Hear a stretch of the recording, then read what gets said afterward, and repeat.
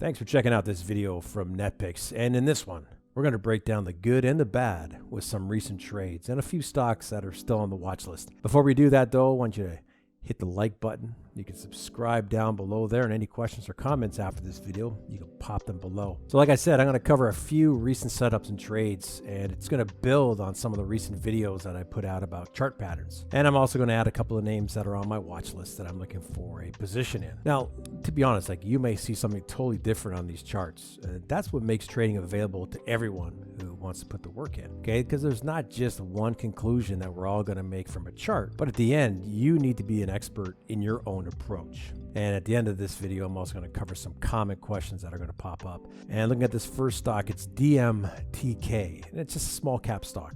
And it was in a sideways consolidation for about 4 weeks. Put in a double bottom, and then price ran 30% to the upside. That got my attention. And then it began to flag at the highs, which is number one, and just below resistance. Statistically, that's bullish. So you'd be looking for a long trade. So on the day of the arrow, price broke through the upper trend line of the flag.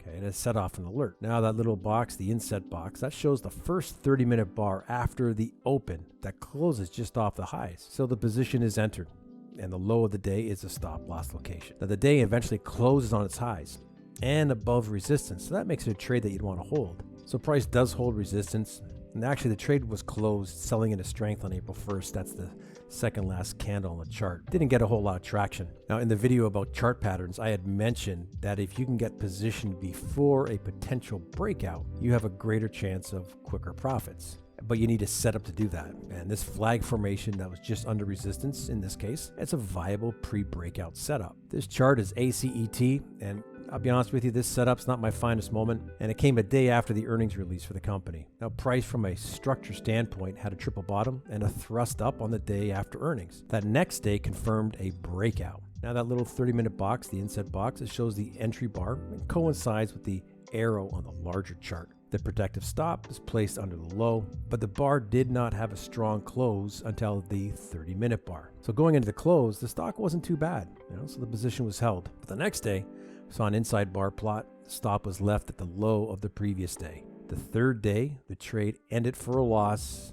Price pushed back inside the previous range. So it was a losing trade. And I had talked about in so many videos in the past, if price rockets from the bottom of a range and breaks highs, these breaks don't usually continue the following day. Right? More often, you're going to see a consolidation after these big moves before price is going to continue. So in this case, before the lows at number one, there were shorts in the market, and they were just taken out when that thrust up happened. So even with those traders being stopped out, this stock still took 8 days to get going. And also, besides the thrust up from the base that should have said no to this trade, there was also no true setup on this chart. So from a technical standpoint, this was not a trade I should have even been in. Now, if it had worked out, it still would have been a bad setup, right? It's a bad trade, even if it was profitable. GH, it's a mid-cap stock, and actually has a really good average daily range over 5%, makes some good moves in a short amount of time, which I like. So price had put in a down-sloping channel, and then we got a 30%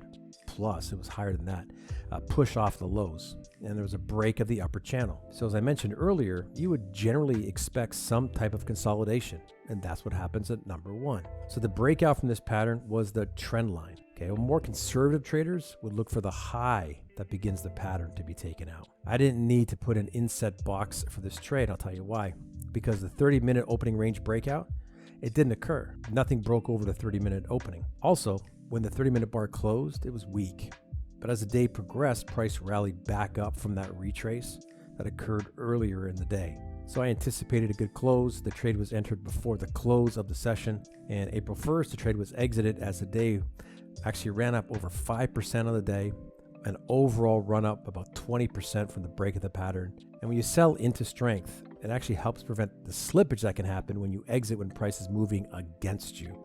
NFE. This stock actually stood out after a 70% run up in price after a breakout, which I did not take. And I had spoken about before, the first move in a market, you're not responsible for. Okay, the large moves in price, they can come out of anywhere, right? Out of the blue, they're just there. But once you know about them, getting that second part, that's your job. And that's just as satisfying. So after this run up in price, 70%, price puts in a bull flag, Limited momentum to the downside is what you really want to see in a flag. Price actually bounced from the previous resistance zone that is now acting as support. Now, if that bar off the low of the channel was more of a reversal bar, like a failure test bar, that would have been the entry. You see price breaks the top channel line, and that inset box, that shows the 30-minute candle. To break above the opening range is the entry. Stop goes around the low of the days. Price ran up 30% and the trade was exited at the green line by selling into strength, and price did continue another 20% at the time I took this capture of the chart. A couple of stocks I'm looking for on my watch list. It's Peabody Energy, it's BTU. Had a 90% run up in price. We have an ascending triangle in place, so I'm looking long. In a perfect world, I would like to see a bit tighter price action, but this stock for me, it's looking like a pretty decent setup. Next one is TaskUs. Price traveled 37% from the low before that breakout from this ascending triangle at the bottom here. So right now, price is consolidating at the highs of that thrust up, and I'm looking for an entry to get long on another leg up. Right now, remember, there's no trade without a setup, then you need an entry trigger. Finding these trade setups, I know that's gonna be a question. It's a simple scan, right?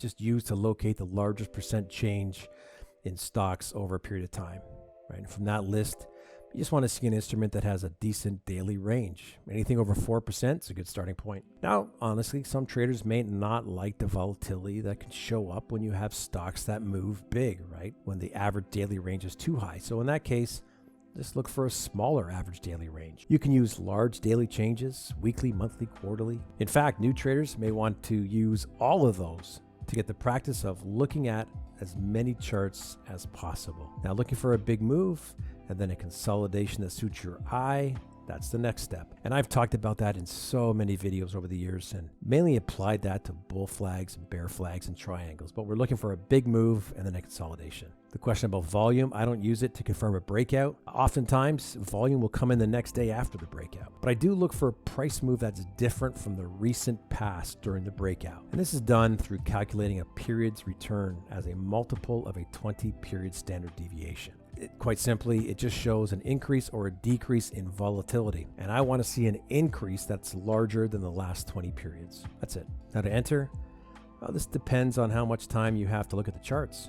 You can come in near the close of the session. You can decide if the breakout bar is going to have a strong close. Using the opening range breakout, that's great for traders who can be around for alerts, in the first hour of the trading session. And there's also certain bar patterns called failure tests that will test the lows or the highs and reject quite noticeably, right? Those are good when price reclaims the area it broke from for an entry.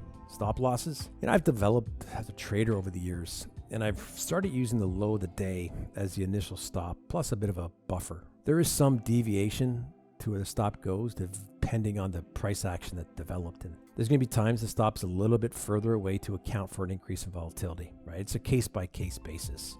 To wrap this up, these patterns are identifiable chart patterns, and it shows an underlying imbalance in the instrument. Okay, they're found after a large run-up in price that has not yet had a longer-term consolidation. Okay, that's what I want to find, the consolidation. The play is just looking for the other leg in the same direction, and you may find that daily charts get a little bit noisy during consolidation periods, right? There's nothing wrong with using the weekly chart just to get a better view of price action. So if I was to give an elevator speech for this type of trading, it's quite simple. Look for a big move in price, look for a consolidation, look for the break of support or resistance with price action that is unlike the recent past price action. You can just add in the other details that you need that suit you as a trader. Hope you got something from this video. Make sure you hit like, subscribe. Very important you subscribe. Any comments, pop them below, and we'll talk to you soon.